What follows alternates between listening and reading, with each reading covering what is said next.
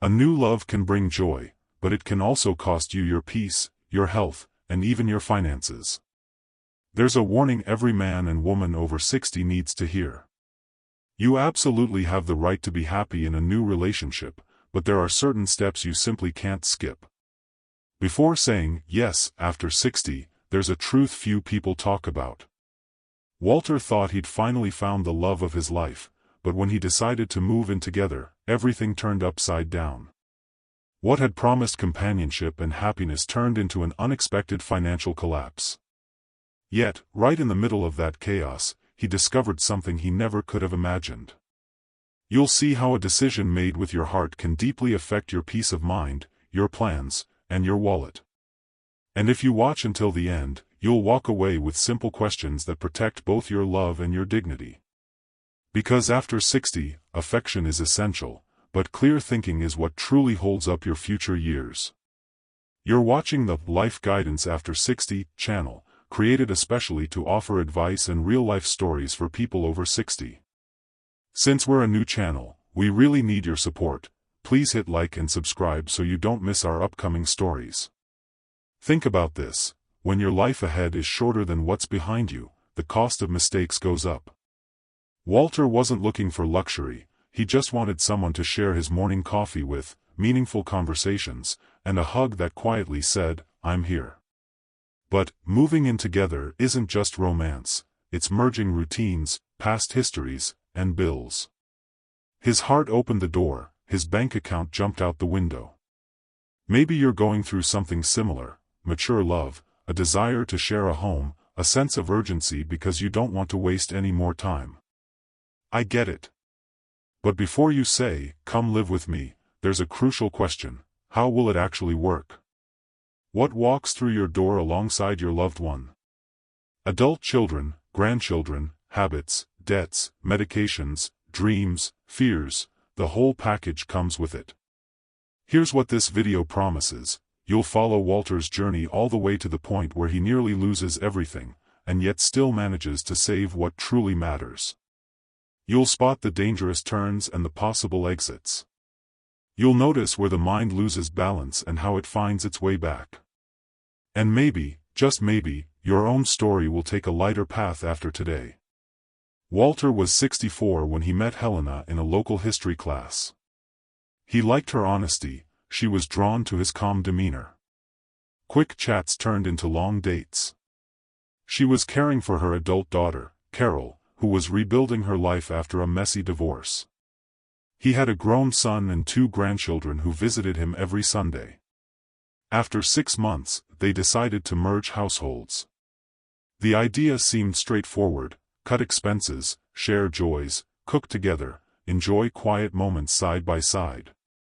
Helena brought just a few boxes, Walter cleared out closets and donated belongings. Friends praised their courage. He kept telling himself, this is the right choice.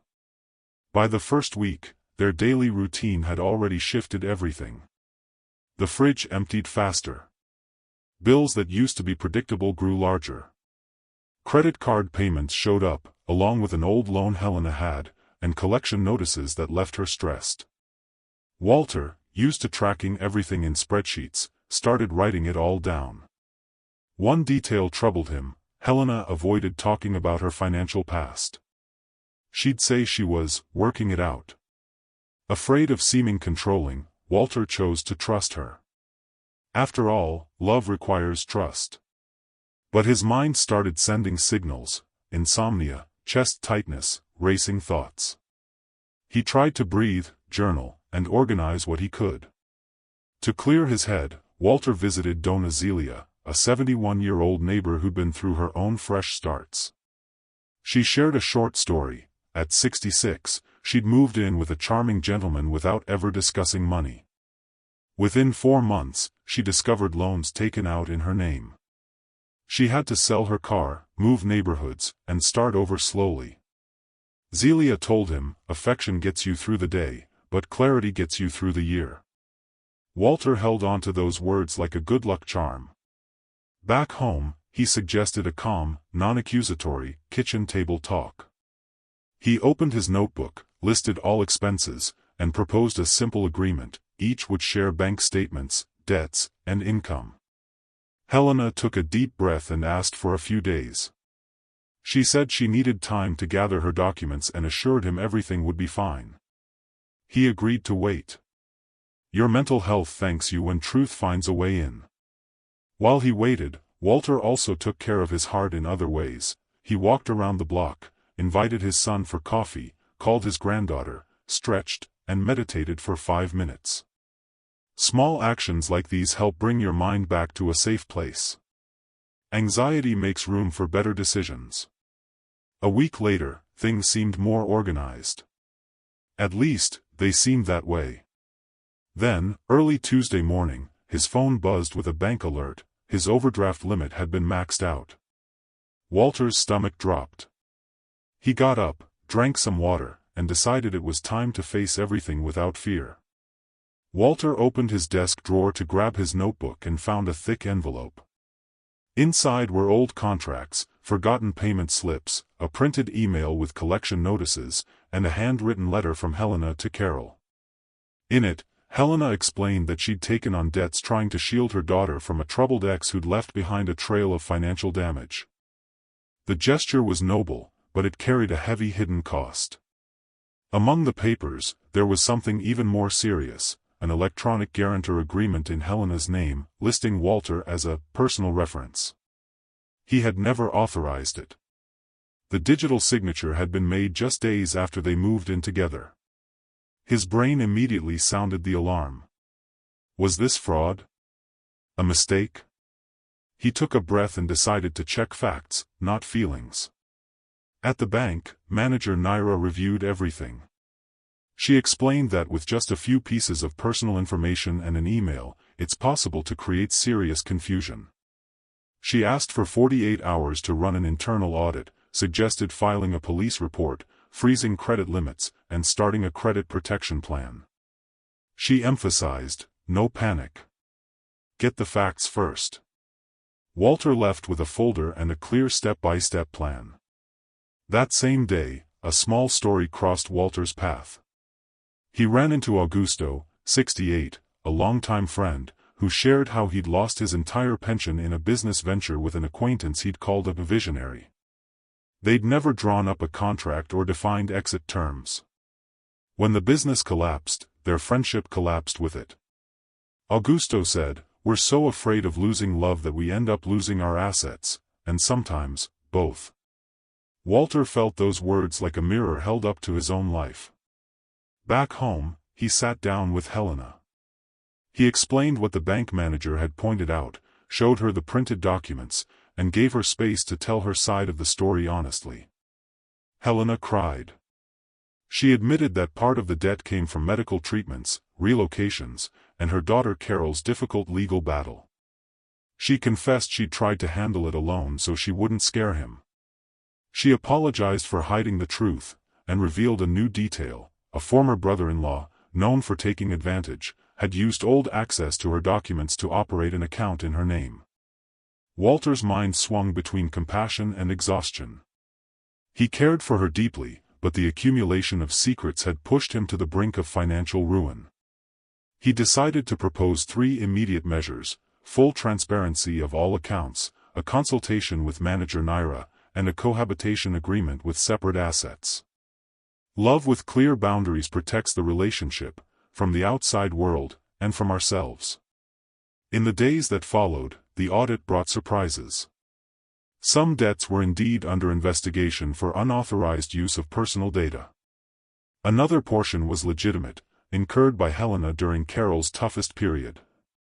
And there was a third category of expenses Walter hadn't known about: large payments to his own nephew, advances he'd personally approved months earlier while trying to help the young man start a small business. He'd simply forgotten to stop those transfers. The blame no longer pointed to a single person. Tension peaked when the bank notified Walter that, due to the overdraft, he'd be added to a credit restriction list. His cards would be blocked, credit suspended, and the word bankruptcy kept circling in his head. Mental health needs room to breathe, reality demands action. It was now or never. On the decisive morning, Walter and Helena sat face to face, each with their own stack of truths. He confessed about the advances to his nephew and how they'd disrupted his financial cushion. She brought bank statements, acknowledged her mistakes, presented the audit protocols, and showed proof of the police report. For the first time, they were truly on the same team with the same goal, rebuilding. They went to the bank with Naira and put together a plan: dispute the fraudulent charges, renegotiate legitimate debts, sell the larger house, and pay off what was suffocating them. They opened a joint account strictly for household expenses, with a monthly spending cap, and kept their personal accounts separate. They agreed on one essential rule: any expense outside the agreed budget would require a conversation first. In the middle of all this upheaval, a turning point emerged. Carol showed up with documents from her legal case against her ex. Among them were messages suggesting he'd attempted to steal Helena's identity. The evidence strengthened their case, and the bank quickly froze the suspicious charges. Relief walked through the door, even if it came with deep emotional cost. Another unexpected turn came from a place no one anticipated. Walter's nephew, ashamed, arrived with his father and returned part of the money. He'd landed a job and promised to pay back the rest in installments. Walter felt a mix of relief and hard-won wisdom. Help without limits destroys boundaries. Help with clear agreements preserves relationships. Even with progress, the weight remained heavy. Selling the house was painful.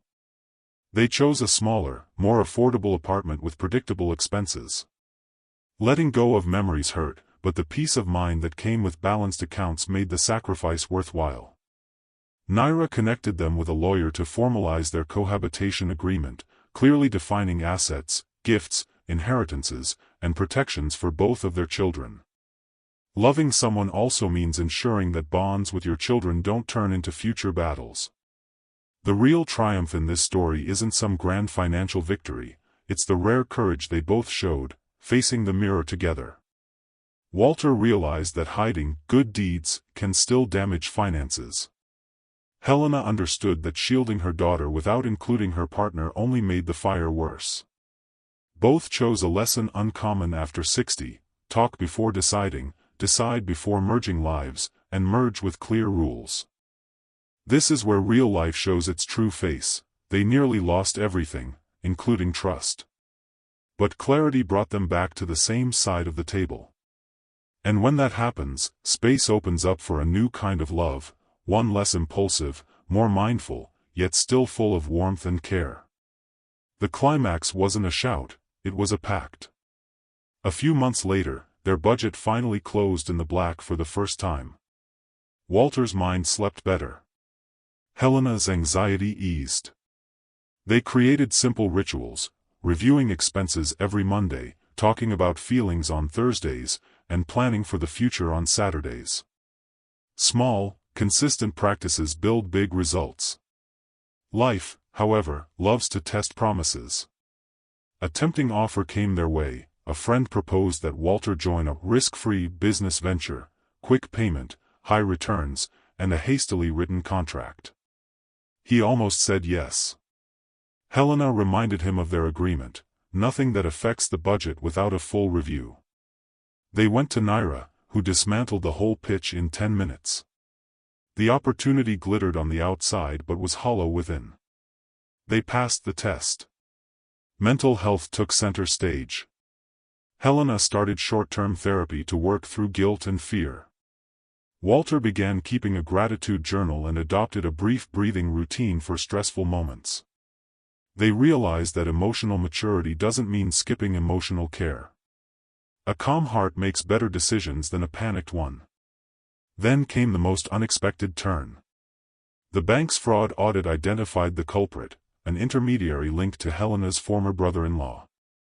The bank acknowledged its own security lapse, cancelled most of the disputed charges, and offered a settlement. This cleared the path for a long-delayed choice. Sitting at the table once again, they returned to the starting point, the yes. Not the rushed yes of early passion, but a thoughtful yes, with clauses, respect, and calmness. They decided to continue living together under a formal agreement, maintain financial independence, and build a shared fund for simple trips and emergencies. Love with boundaries expands peace. Before signing, Walter asked for a moment. He looked at Helena and said, "One day, I told people, I went bankrupt when we moved in together. Today, I'd correct that, I went bankrupt when love walked into my finances without an invitation." She smiled, eyes glistening. That sentence sealed a chapter. A civil marriage might come later, but their life agreement was already real. And the ending you wouldn't expect is this: what saved their relationship wasn't some grand romantic gesture, it was a document. That signature gave their affection solid ground. From there, they resumed small projects, a community financial workshop for people over 60, bi-weekly gatherings with friends, short walks around the city. Their heart stayed warm, their mind stayed alert. If you've made it this far, take with you the quiet lesson of this story. After 60, love is too precious to leave to chance. Before you say yes, ask, what is each person bringing in their bag? Are there bills, medications, dependent relatives, unfinished business? What are the household money rules? What happens if someone loses income? Who decides on purchases outside the agreed plan? Where's the proof of everything that's been said? Caring for your mind is part of the deal. Without sleep, no one calculates clearly. Without honest talk, no one truly understands. Put into practice routines that protect both your brain and your bank account, weekly clear conversations, firm limits on helping relatives, modest and frequent goals, and professional support when needed. The clarity you seek in love starts on paper and continues in dialogue. You might worry that rules will ruin the romance. The opposite is true. Rules free affection from fear. They let you laugh without guilt, give gifts without regret, and plan without secrets. After 60, time is gold. Whatever walks through your door must honor that value. Walter and Helena stayed together, with fewer possessions but more peace. They lost square footage but gained inner space. They traded vague promises for solid agreements. And they discovered that emotional maturity means saying, "I want you, and I want us both to feel safe."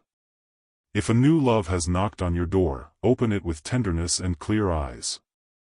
Hold hands with both your heart and your reason. And if you'd like to go deeper, watch our next video. We'll practice, in real life, the questions that turn almost bankruptcy into peaceful fresh start. Because in the end, the goal of love after 60 is simple: to live lightly, with respect, true companionship, and your bills paid on time. Our channel was created to share meaningful guidance and reflections for those living the richest chapter of life, after 60. We're still at the beginning of this journey, and we need your support to grow. So please, like this video, subscribe to the channel, and help spread these messages of inspiration.